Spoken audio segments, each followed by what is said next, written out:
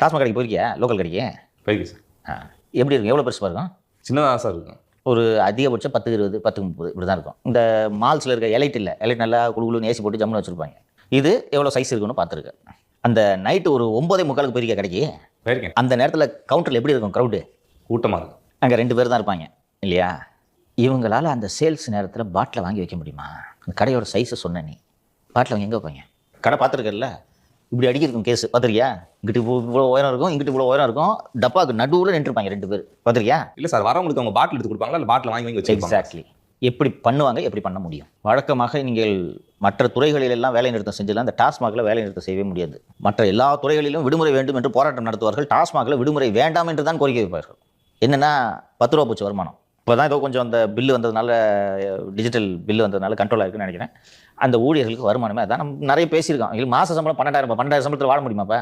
2 பிள்ளைங்களை வச்சுக்கிட்டு 10,000, 12,000 சம்பளம் கொடுத்துட்ருக்கீங்க, அப்புறம் 10 ரூபா தான் வாங்குவான். ஸோ அது நடந்து கொண்டு இருக்கிறது.